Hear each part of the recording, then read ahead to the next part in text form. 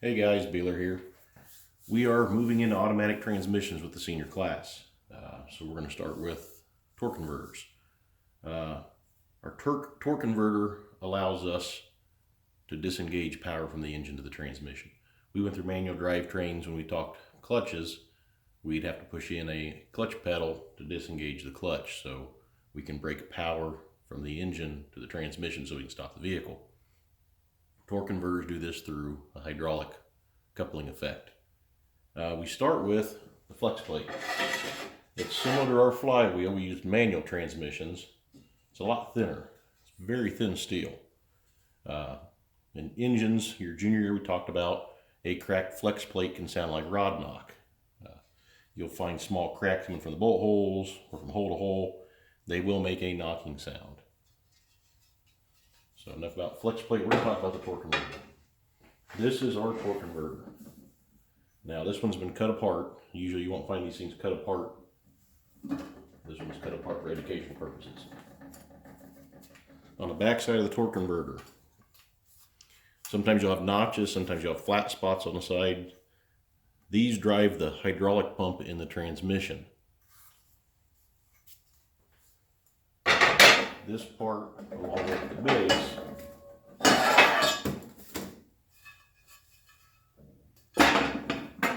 this is what's bolted to the engine to the flex plate. This is the impeller. It spins at engine RPM.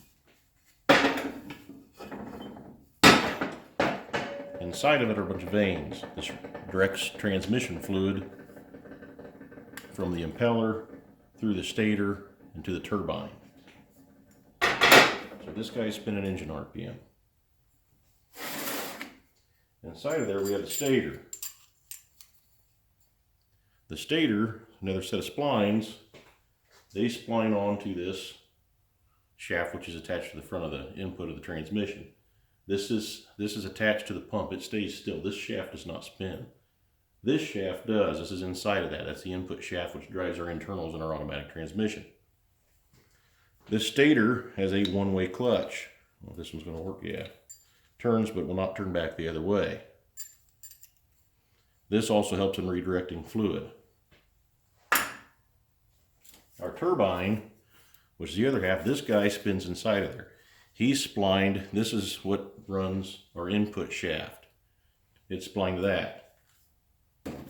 Now the fluid moving through these at low RPMs, if you think of it as two fans pointing at each other, one fan's running, moving air, it'll spin the other fan once we get enough air moving. So as the fluid moves through these, as our speed increases in our engine RPM, the impeller spins faster, the directed fluid is going to begin to spin the turbine.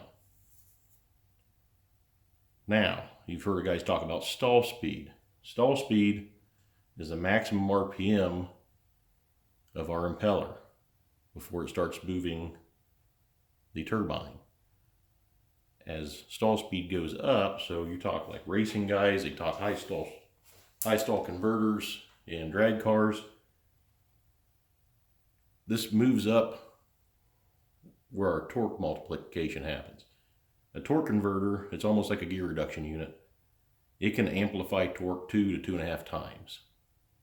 Once you hit stall speed, the vehicle's going to start moving. Your impeller has begun to move the turbine. And at a certain point, the RPMs between the two almost match. There's about a 10% slippage because it is a hydraulic coupling. But if you run a higher stall, the vehicle's going to be multiplying torque through more of the RPMs.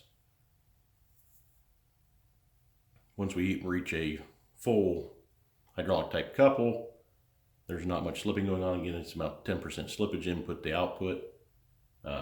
Manufacturer did create lockup converters.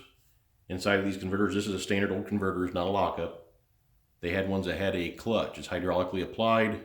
There is a switch inside the transmission, allows fluid to go in and apply that clutch.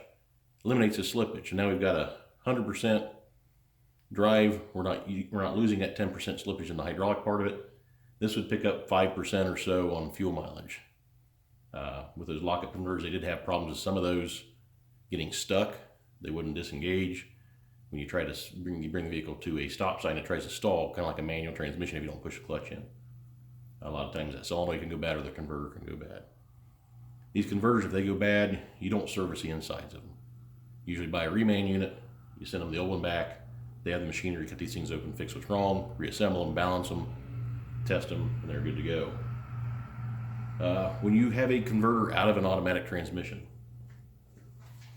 so this is the insides of a 4L60E, or parts of it. This is the front pump. This is if you have the transmission out of the vehicle, you have the converter out, this is what you see inside the bell housing.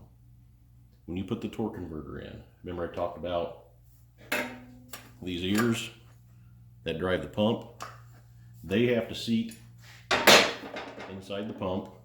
The stator has to seat onto these splines, and our turbine with the splines here have to seat on the input shaft. So as you put a torque converter in, you should feel 3 clicks or 3 clunks as it works in. You should feel the splines where it slides on to the input shaft, where the stator pops onto its splines, and where the pump drive engages. If you don't have these engaged all the way, you can smoke a transmission, because if you're not running a hydraulic pump, there's no fluid circulating, there's no lubrication.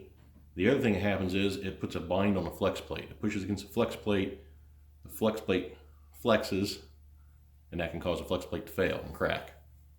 So a lot of times if you have one comes in, flex plate cracked, look and see if somebody recently put a torque converter in or had the transmission out. That can be a cause of a flex plate failure.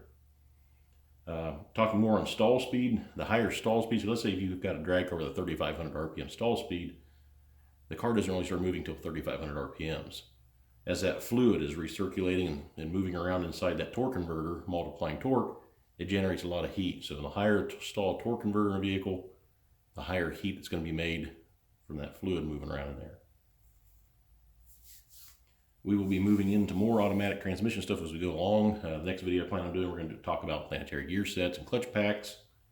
We've been in valve bodies. So there will be an assignment on Google Classroom. There are going to be a couple component IDs. So again, this is our transmission pump. The smaller guy is the stator. The part that drives the input shaft of the transmission is the turbine. And the part that's bolted to the engine that spins the engine RPM is the impeller. And then our flex plate is what's bolted to the crankshaft and is bolted to the torque converter. I will see you guys next time.